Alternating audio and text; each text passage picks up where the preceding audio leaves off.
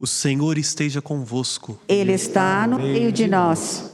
Proclamação do Evangelho de Jesus Cristo segundo São Lucas. Glória a vós, Senhor.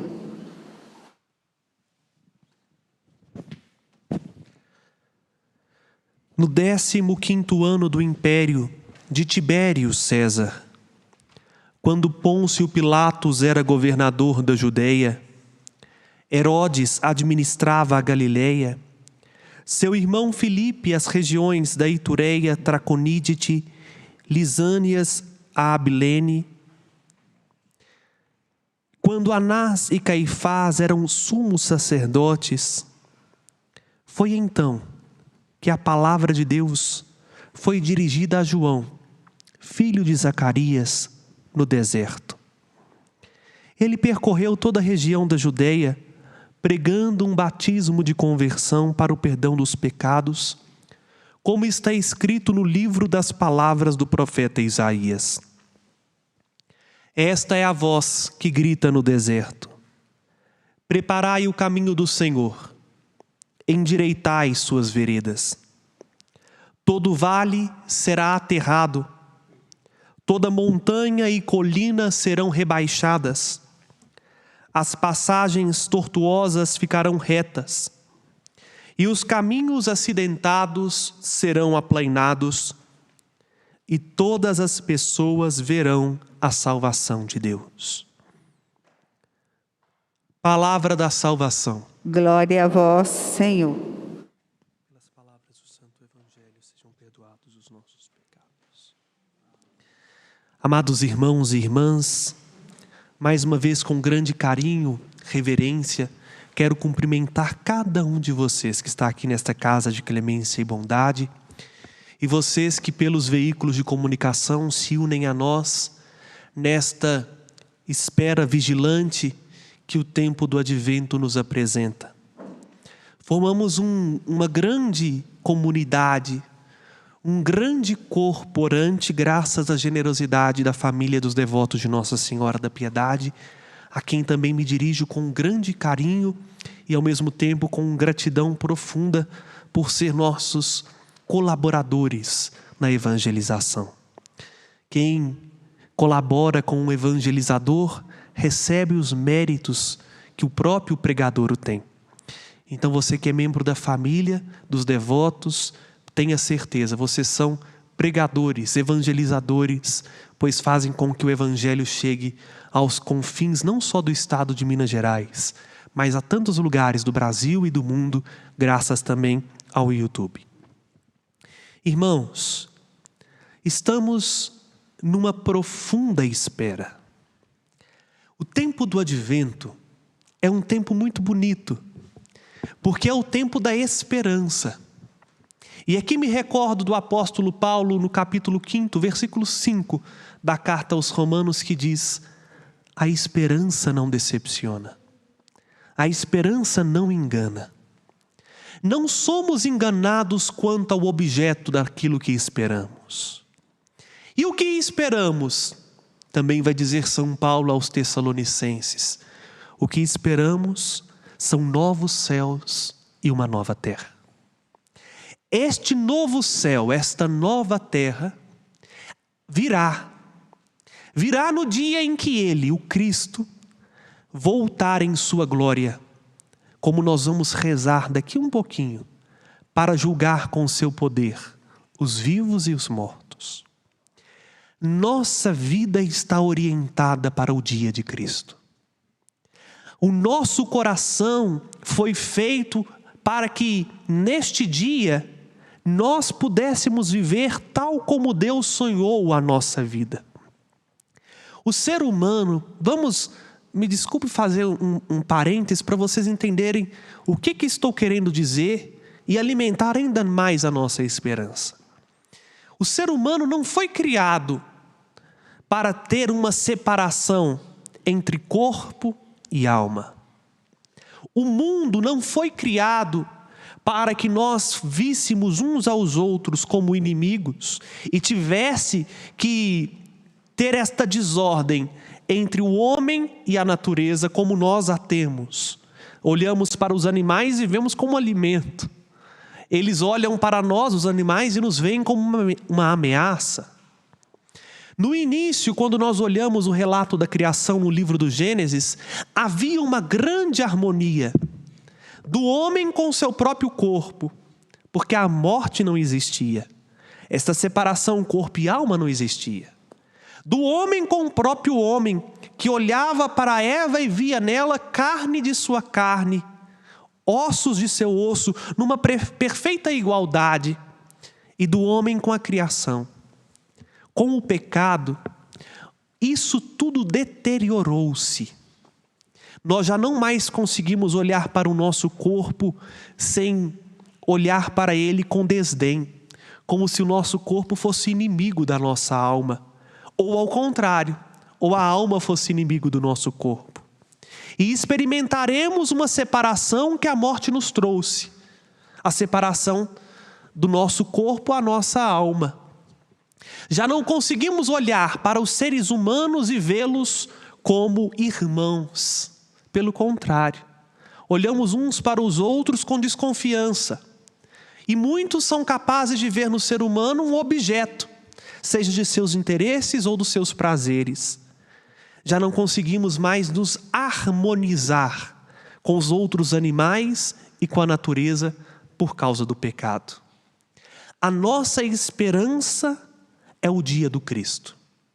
Porque quando Ele vier, aí sim, nós teremos a vida como Deus sonhou. Vai ser o início da nova criação, porque o pecado desaparecerá. A morte não reinará mais. Nós voltaremos a viver com este corpo, mas já não mais um corpo que se encaminha para a morte, ou seja, que adoece, que envelhece, que tem fome, que tem sede, porque seremos tal como o Cristo é. É para este dia que a nossa vida está orientada.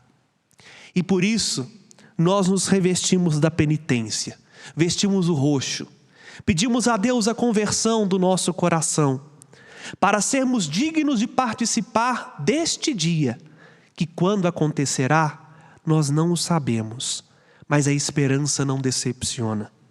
É por isso que o apóstolo Paulo, ao escrever aos Filipenses, renova no coração deles esta firme esperança, ao desejar a seguinte coisa. Olha o que São Paulo diz: é isto que eu peço a Deus, que o vosso amor cresça sempre mais em todo conhecimento e experiência, para discernirdes o que é melhor, e assim ficareis puros e sem defeitos para o dia de Cristo. É para este dia que estamos, vamos dizer assim, orientados. E é verdade, desorientamos muito fácil. Perdemos o foco com uma facilidade muito grande. Basta a primeira dificuldade bater a nossa porta, que a gente já nem lembra-se mais da nossa vocação primeira à santidade. Basta aparecer na nossa frente uma proposta muito sedutora, que no instantinho a gente se torna Deus de nós mesmos e vamos colocando de lado toda a verdade que nosso Senhor Jesus Cristo nos apresenta. É por isso que o profeta Baruque, na primeira leitura, pede justamente isso para mim e para você. Levanta-te, Jerusalém, põe-te no alto e olha para o Oriente. Orientar, etimologicamente, é voltar para o Oriente. Mas o que tem esse danado do Oriente, né, que a gente tem que voltar o nosso olhar para lá? A título de curiosidade, vocês que estão aqui nesta ermida estão todos voltados para o Oriente. Nesse sentido aqui onde está a imagem de Nossa Senhora da Piedade, é o Oriente. O povo, antigamente, quando esta igreja foi construída, tinha essa sensibilidade. O altar era construído virado para o lado do Oriente, de modo que tanto o padre quanto a assembleia estavam todos voltados para o Oriente, estavam todos orientados. Porque o padre, não é que o padre se celebrava de costas para o povo. O padre e o povo estavam de frente para o mesmo lugar.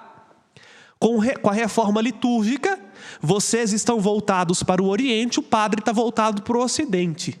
Mas o nosso Oriente litúrgico é o altar. Só fechando a pílula de liturgia, vamos voltar para o que interessa. O que tem o Oriente? O Oriente é o lugar onde nasce o sol. O sol se nasce no Oriente e se põe no Ocidente. Isso é, nasce no leste e se põe no oeste. Nós olhamos para o nascer do sol e olhamos para o nascer do sol com uma grande esperança. Primeiro, porque é um novo dia que surge. Segundo, porque é a luz que brilha nas trevas. Terceiro, porque o sol comunica a vida. E hoje, com a ciência, nós sabemos disso. Fica sem tomar sol que você adoece. Baixa a vitamina D e muitas coisas que a gente precisa vão embora, inclusive a disposição. O sol traz para nós o vigor. E o sol da justiça é Jesus, que nasceu nas terras do Oriente, que nasceu lá na região de Jerusalém, Oriente. Nós estamos no Ocidente. Orientar é voltar o olhar para o sol que nasce. É voltar o olhar para o Cristo que nasce. E por isso o Advento também nos apresenta isso. O Advento é o tempo onde nós nos colocamos diante do mistério da vinda. E Jesus se apresenta em 3 vindas, né? A sua vinda por primeira na nossa carne. Ele assumiu a nossa condição. E não é história da carochinha. São Lucas faz questão de narrar historicamente, com um H maiúsculo da história, que isso aconteceu no nosso tempo, olha, no 5º ano do Império de Tibério. Ou seja, Tibério foi um dos imperadores de Roma. Mas não mais, ele vai descrever mais juridicamente, para que a gente não tenha dúvida que isso aconteceu na nossa história, no nosso tempo. Quando Pôncio Pilatos era governador da Judéia, quando Herodes era governador da Galileia, e o irmão de Herodes, Filipe, reinava na região da Itureia, de Traconídetes, e Lisânias reinava a Abilene. Ou seja, está na história. Ele veio, nos visitou. Ele virá, é a segunda vinda do Cristo. Estamos aguardando, como eu disse agora há pouco. Mas entre a primeira e a segunda vinda, ele nos vem. Pela força da palavra, nos sacramentos, nos pobres, nas pessoas, para chamar o meio e o seu coração para mais perto dele. O Advento pede de nós esse compromisso, porque estamos orientados para Jesus, porque a nossa vida está destinada para o dia dele. Nós temos uma missão, e a nossa missão é colaborar para que o maior número de pessoas se salvem. Salvar significa fazer com que nada se perca. Corpo, alma, mente. Salvar significa devolver a outra pessoa a oportunidade de conhecer o amor de Deus.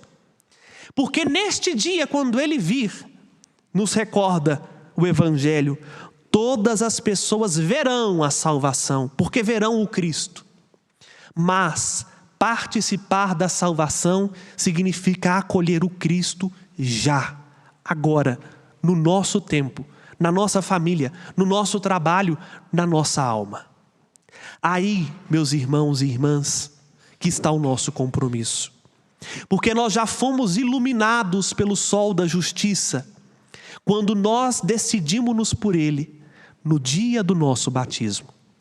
Tanto é que você recebeu uma velhinha, não recebeu? Está lá na sua casa, procura, pede para o papai ou a mamãe, se ainda estiver vivo. Pai, onde está a vela do meu batismo? A vela é um sinal visível de que você foi iluminado pelo sol, que é o Cristo. Você foi voltado para o Oriente, ou seja, você foi orientado para Ele. E aí, no batismo, você participa da luz de Cristo em 3 graus, como sacerdote, como rei e como profeta. O segundo domingo do Advento nos orienta para o dia final, porque na liturgia, até o dia 15 de dezembro, nós vamos meditar o mistério da vinda gloriosa de Jesus. Do dia 16 em diante, nós vamos meditar a vinda humana de Cristo. Bom, olhando para lá, a gente vê o tempo presente e como a gente é chamado a preparar o dia de Cristo. Olha, nós somos chamados à preparação vivendo o munus profético do nosso batismo. E é aqui que eu gostaria de me deter um pouquinho mais com vocês. Porque ser profeta não é ser o doido da carochinha que sai falando coisas do futuro, coisas inimagináveis, que lê a mão de um, lê a mão do outro e sai falando aquela monte de baboseira, pregando o fim do mundo. Não, isso é um doido. E às vezes a gente dá o nome de profeta para não ficar mal na fita pelo politicamente correto. Profeta é alguém que está profundamente sintonizado com o seu tempo. O evangelho de hoje nos apresenta uma pessoa, o último dos profetas, porque o profeta tinha como missão preparar o caminho do Messias. O último dos profetas foi João Batista. E João Batista entendeu qual é a sua missão. Preparai os caminhos do Senhor, endireitai suas veredas. Vejam, aqui fala do início da missão de João Batista, que, como eu disse, está inserida no tempo. Para viver o munus profético, para preparar o dia do Senhor e estarmos preparados para quando Ele vier em sua glória, primeira coisa, eu não posso fugir do tempo presente. É neste tempo que eu preciso ser cristão. É neste tempo, marcado pela pandemia, isolamento social, crise econômica, crise das instituições, crise política, corrupção, fraude, desemprego, mortes, enfermidade. É esse tempo de agora que nós estamos vivendo, que nós somos chamados a ser cristãos de verdade. A deixar com que o evangelho permeie a nossa vida, para que, mudando primeiramente a nós possamos fazer a diferença agora, neste tempo, neste mundo. Não é ficar olhando para um futuro de braços cruzados e falar assim: Jesus vai vir mesmo e quando Ele vir todas as coisas serão resolvidas, então vamos empurrando a bola para lá. Não. É porque Ele vem que eu preciso dar o melhor de mim. É porque Ele vem para trazer vida em plenitude que eu preciso salvar mais pessoas, que eu preciso transformar este mundo, que eu preciso preparar os caminhos para Ele. E é aí que está um desafio, meus irmãos, porque fazer estrada não é fácil. Eu acho que vocês que estão aqui nunca fizeram estrada. Se teve alguém depois no final da missa, me procure. Mas eu fico supondo quão desafiador é abrir um caminho. Quando eu estou falando caminho, é abrir caminho mesmo. Pegar lá é abrir uma estrada, fazer uma rua, fazer uma ponte, ligar um lugar ao outro. Isso requer suor, requer planejamento, requer investimento. A nossa missão de cristãos é preparar um caminho para o Cristo que vem, mas nós não estamos querendo investir tempo na oração, nós não queremos investir os nossos bens a serviço dos que não têm, nós não queremos planejar a nossa vida à luz do Evangelho, mas queremos que o Senhor chegue. Não queremos preparar um caminho. Nós hoje somos chamados, portanto, meus irmãos e irmãs, a ser profetas no nosso tempo. A iluminados pelo Cristo que vem e que a coroa do advento nos apresenta isso, deixar que todo comodismo e todo apego a nós mesmos seja transformado em esforço de fazer um caminho reto e plano para o Senhor. Não é conformar com as curvas da nossa história. Muita gente se conforma com os acidentes de percurso, né? Aconteceu isso na minha vida, então já não tem mais jeito para mim, já não tem mais jeito para minha família. Não, pelo contrário, é transformar o que é curvo na oportunidade de chegar no caminho. Se tem um vale, se tem um buraco dentro de nós, e me desculpe a franqueza, todos nós temos um vazio interior. Todos nós temos uma lacuna na nossa história, na nossa vida, nos nossos afetos, que precisa ser preenchido. É fazer com que isso seja aplainado, ou seja, vamos tampar esse buraco. E como é que a gente tampa esse vazio existencial? Com amor. Amando e dando amor. Porque é o amor que vai nos fazer puros e sem manchas para o dia de Cristo, como nos recorda São Paulo. Se tem colina dentro do nosso coração, se tem montanha, e às vezes tem muito coração com montanhas de bens materiais, que a gente vai apegando ao dinheiro, às roupas, ao carro, à casa, e aí vai entulhando o coração, aquilo vira uma montanha que é intransponível. Há muitos que têm dentro do coração uma montanha de orgulho, que não depende de ninguém, que é autossuficiente, que basta-se a si mesmo. Outros que têm montanhas de tantas outras coisas, que vai nos impedindo até de ver que o sol está nascendo. Aqui, em determinado momento do dia, no alto da serra, nós podemos contemplar isso. Por causa da altura desta montanha, que é a Serra da Piedade, ela faz sombra lá em Belo Horizonte. A luz do sol bate e um pedaço da serra encobre uma cidade, porque é alto demais, a luz não chega. Veja, está na hora de cortar as montanhas, para nivelar o caminho. E aí o nivelamento não é nivelar por baixo, porque o mundo tenta pedir para que, quanto mais no fundo do poço para o mundo, melhor, né? No fundo do poço, nos vícios, na vida desregrada, numa vida completamente sem sentido, para eles melhor, porque você vai ser movido do jeito que o povo quer. Nivelar por baixo é muito fácil. Por isso que o vale tem que ser aterrado, porque a gente tem que ter a medida do Cristo. Mas não pode ser alto demais, porque o maior é Cristo. Vejam, nós precisamos estar equiparados. E este é o caminho de preparação que nós somos chamados a viver no agora, na nossa história. Que hoje, meus irmãos, comprometamo-nos com Cristo que vem e tenhamos a coragem de ajudá-lo a preparar um povo bem disposto, para que quando ele chegar, ele possa encontrar as veredas planas e retas, no amor e para o amor. Mas isso começa em mim, isso começa em você. Que neste advento nós possamos fazer um profundo exame de consciência e pedir ao Senhor esta graça, de tudo que é vazio em nós ser preenchido com a força do seu amor, para que, amparados por Ele, mais do que esperá-lo, nós possamos apressar a sua vinda com a nossa santidade e com a santificação daqueles que estão ao nosso redor.